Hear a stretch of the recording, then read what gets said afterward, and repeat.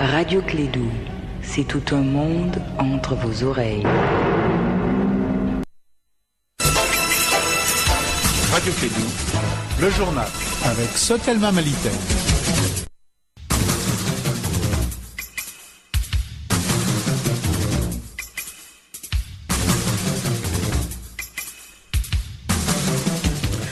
Nous sommes jeudi 26 juillet 2018. Mesdames et messieurs, bonjour. Merci de votre fidélité. Bienvenue dans ce 13h. Les titres. La campagne nationale de reboisement 2018 vient d'être lancée. C'était hier à Fana. Objectif, mobiliser toutes les forces vives du pays autour des activités de lutte contre la désertification. Élection présidentielle incertaine dans des plateaux d'Ogon à cause de l'insécurité, c'est ce que nous dit notre reporter sur le terrain. Certains candidats ont été empêchés d'aller tenir des meetings dans les cercles de Kourou et Bandiangara. On en parlera dans ce journal. Affaire assassinat, Birama Touré, Karim Keïta, fils du président de la République, et le colonel Cheikh Oumar Ndiaye, responsable des enquêtes à la DGSE, serait le commanditaire de la mort de notre confrère Birama Touré, disparu depuis janvier 2016. Des éclairages dans cette édition. Voilà pour le sommaire. Les détails dans un instant.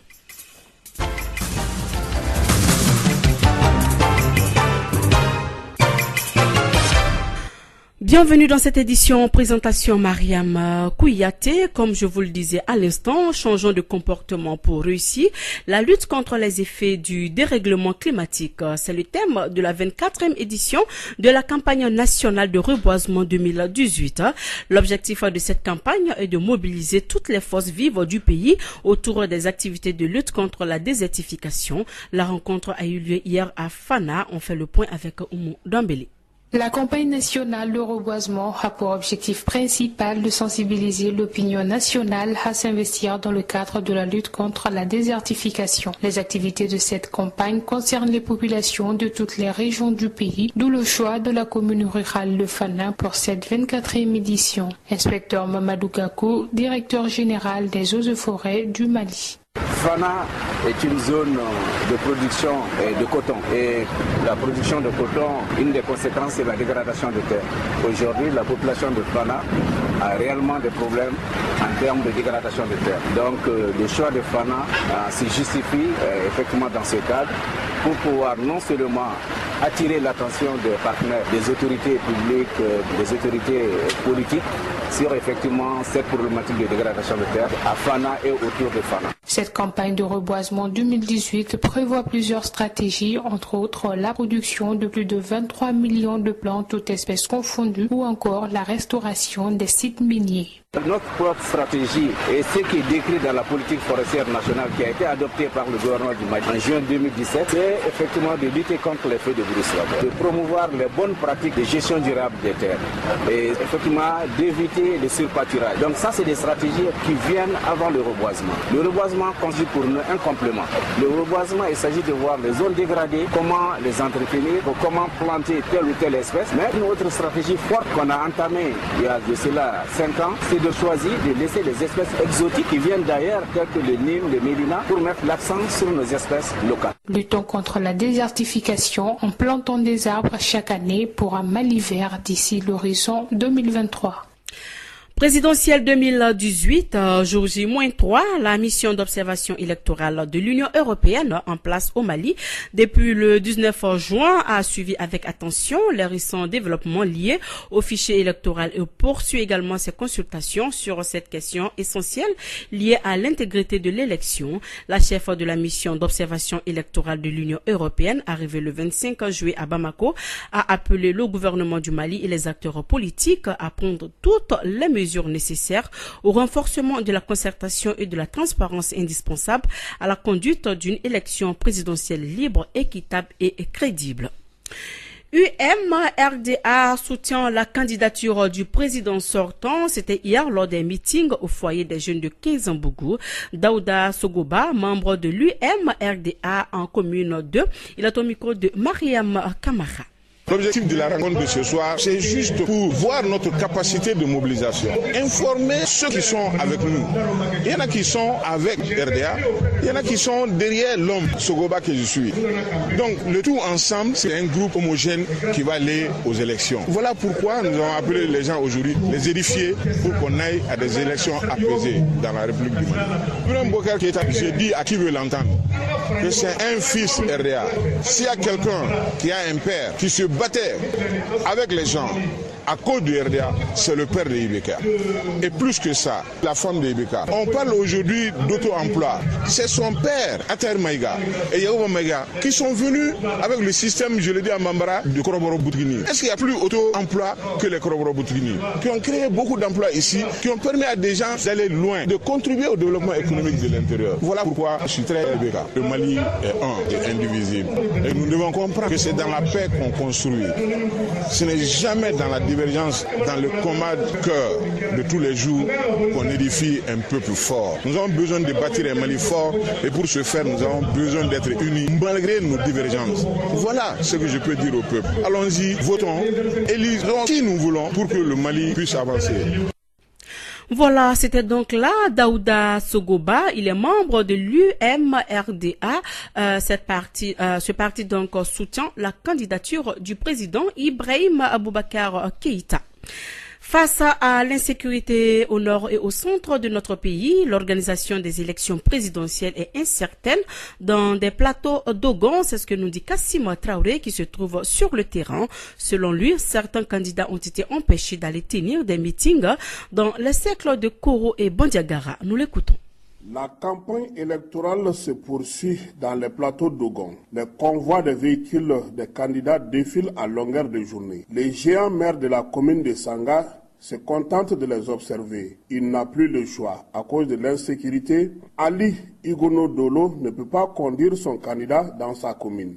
La situation qu'on vit ici, c'est venu d'un malentendu. Ou bien les porte-parole auprès du gouvernement, qui est parti auprès du gouvernement, pour demander de mettre ces chasseurs ensemble pour qu'ils puissent parler de paix et comment diriger les élections. Et c'est à ce temps qu'ils sont venus brûler les motos. Ils ont tenté de les désarmer, ça n'a pas marché, donc ils ont incendié les motos. Donc c'est cette crise qui fait qu'aujourd'hui, nous, on ne peut pas aller faire la campagne dans cette... Est-il possible de tenir l'élection présidentielle dans les 21 communes du cercle de Bandiagara? Le préfet Sirima Kanouté répond. Ah non, dire ça c'est être non réaliste. Nous avons pu donner les cartes sans problème parce que c'est les commissions et les membres des sous-commissions sont des ressortissants. Mais pour les élections, l'enjeu est grand. Il s'agit des agents électoraux que nous allons amener dans tous les villages et après les élections, c'est au-delà de 18 heures, qu'on devrait réamener ces agents électoraux au niveau du chef-lieu d'arrondissement. Vous voyez, là, il y a des risques. L'association des chasseurs d'Ana Amasaou dans le cercle de Bandiagara rassure Moïse Sagara, secrétaire général de Dana Amasaou. Nous sommes là à sensibiliser les gens d'aller retirer les cartes d'électeurs, de ne pas avoir peur. S'il y a des problèmes, si nous ne sommes pas non loin de la zone, nous pouvons vite venir au sécurité. C'est pour cela que nous sommes là à sécuriser. Actuellement, nous rencontrons beaucoup de difficultés. La situation est vraiment confuse. C'est le banditisme, nous sommes là à lutter contre le banditisme. Il y a encore d'autres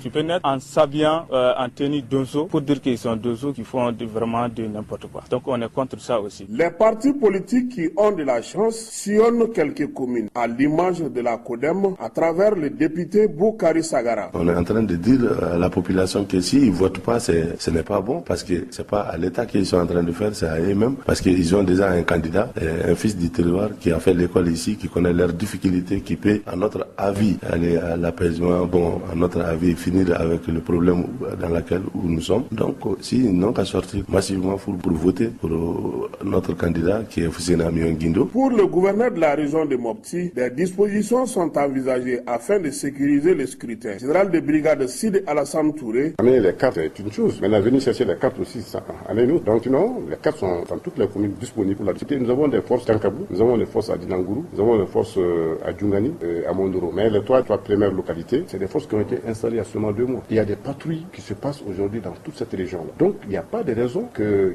les gens, comme je l'ai dit, il y a quelque chose aussi qu'il faut dire, monsieur le journaliste, il faut que les gens dominent leur peur. Dans les falaises, à cause de la crise, plusieurs candidats ont été écondis dans le cercle de Koro et Bankas. Malgré les difficultés, certains ont pu franchir le Rubicon sous l'escorte de l'armée malienne. Direction Ségou, où le président sortant Ibrahim Boubacar Keïta y était pour une tournée de campagne électorale. À Ségou, le président Ibeka et sa délégation ont bouclé une première journée de visite qui les a conduits à Bla et San, le point de l'étape de Ségou avec notre correspondant Douba Dambélé.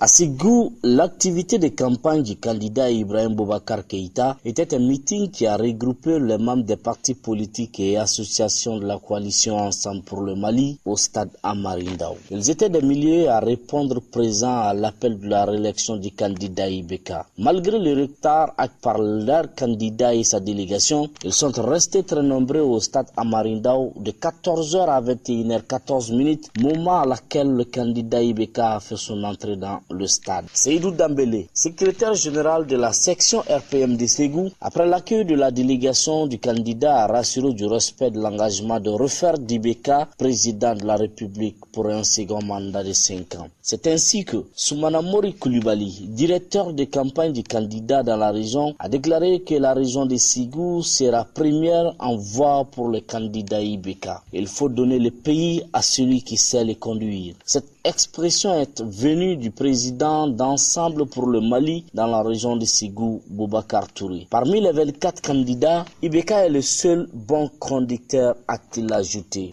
Ibeka, candidat à sa succession, a remercié les Ségoviens pour leur patience à l'attendre nuitamment. Cela démontre l'amour que Ségou a pour lui, a expliqué le candidat lui-même. Dans un discours confiant, il a rassuré de sa disponibilité à accélérer le développement sécuritaire, socio-économique et industriel du Mali. Des artistes, musiciens et comédiens ont assuré l'animation du meeting devant des personnalités politiques, économiques, sociales et coutumières de Ségou. Le public acquis à la cause a assuré de la réélection du candidat Ibeka avec comme slogan « Bois-Tabla » de Ségou, Douba Dambélé pour la radio Clédou. Toujours présidentielle 2018, le Haut Conseil de la Kadiria contribue pour les élections apaisées au Mali. Une journée de prière de Coran pour les élections et pour toutes les victimes de la crise de 2012 à nos jours a été donc organisée par ces fidèles musulmans. C'était donc hier à la Maison de la Presse. Écoutons le président Cheikh Abdoul Tal, il est au micro de Clédou Info. Cette journée de communion et de recueillement du Haut Conseil de la Kadiria est un moment de rappel en mémoire des victimes de la crise malienne de 2012 à nos jours, mais également apporter notre petite contribution pour les élections présidentielles apaisées à travers le livret blanc que nous aurons l'honneur de vous présenter. Fort de cet enseignement et en dépit du fait que notre pays a connu des moments difficiles, des moments vraiment difficiles, des épreuves douloureuses qui l'ont profondément marqué, notre foi n'a jamais été ébranlée. Il s'agit alors pour nous, pendant ces temps d'espoir au rendez-vous de l'histoire, de savoir, comme l'avait dit l'autre en substance, que la grandeur d'un pays ne dépend pas de l'immensité de son territoire, mais du sens élevé de citoyenneté de sa population. Là où il y a le bien public et la loi de Dieu. Frères et sœurs, donnons écho à cette assertion et participons massivement aux opérations de vote avec le sens élevé de citoyenneté. Seigneur, préserve-nous de nous égarer ou d'égarer les autres, de pécher ou de faire subir un péché, d'être injuste ou de subir une injustice, de commettre un acte d'ignorance ou d'être victime de l'ignorance. Ô Dieu, conduis notre peuple là où il y a le bien.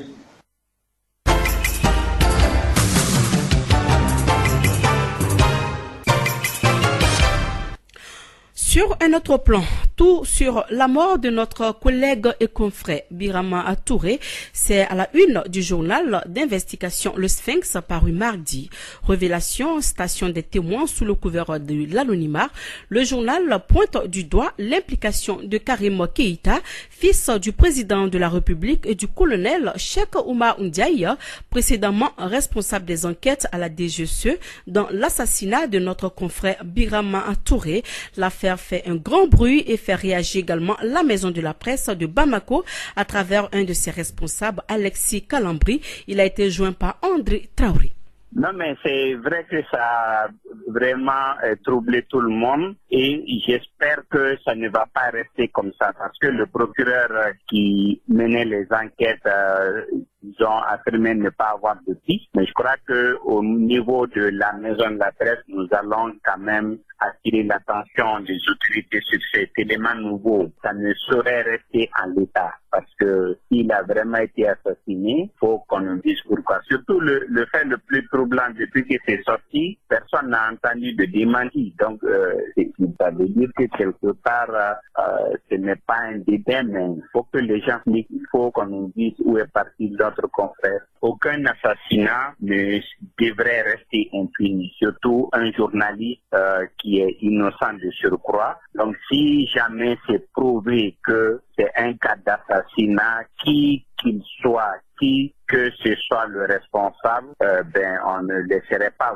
vous savez que la justice a tout son temps. Ne voyez seulement le cas Norbert Zongo, que cette année seulement devant les juridictions que les coupables sont en train de passer. Donc oui, ça prendra le temps qu'il faut, mais il faut qu'il ait jugé.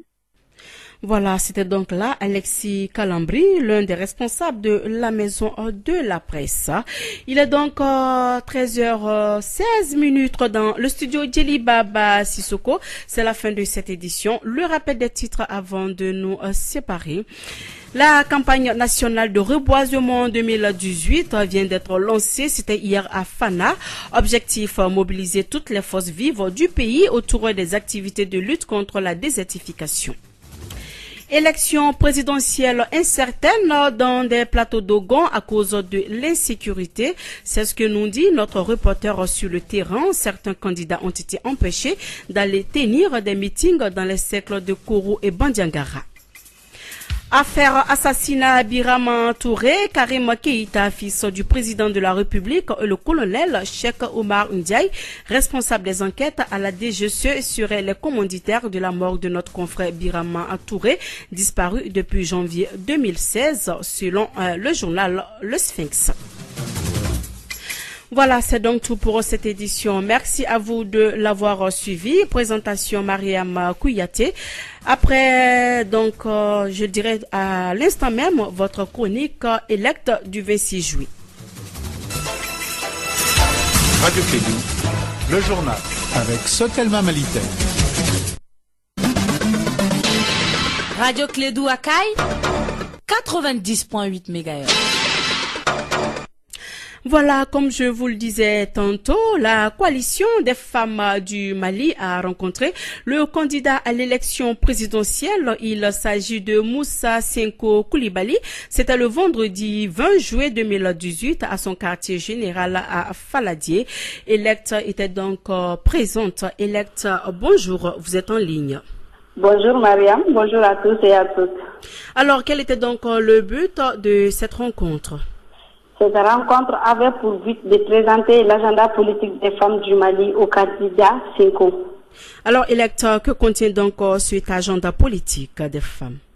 Les femmes ont parlé de quelques aspects de l'agenda au candidat, notamment la sécurité des personnes et de leurs biens, l'application effective de la loi 052 qui accorde un quota de 30% des postes électifs et nominatifs aux femmes, une loi contre les violences basées sur le genre, création des infrastructures accessibles aux personnes vivant avec un handicap, l'emploi des jeunes, notamment des jeunes filles et des personnes vivant avec un handicap, l'accès des femmes et des personnes vivant avec un handicap à la terre, la participation politique des femmes, l'éducation, notamment des jeunes filles et des personnes vivant avec un handicap, la santé. Surtout, elles ont insisté sur la gratitude de la césarienne, Mariam.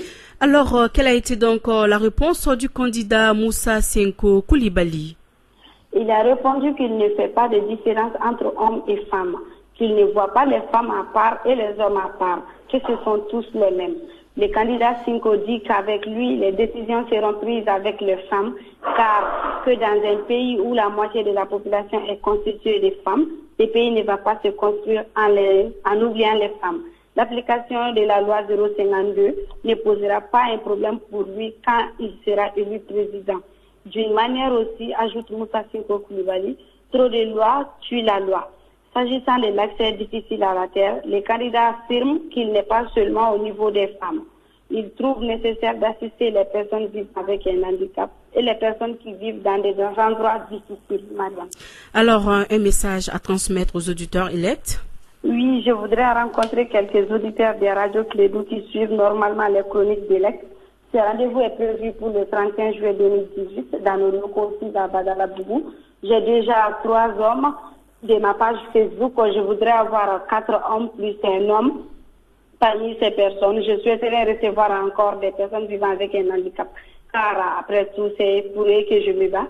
Pour me rencontrer, il suffit juste de m'envoyer un message sur ma page Facebook, @electmali, avec vos coordonnées, nom, prénom, sexe et numéro de téléphone. Ou appeler à la radio Clédou pour donner toutes ces informations, Mariam.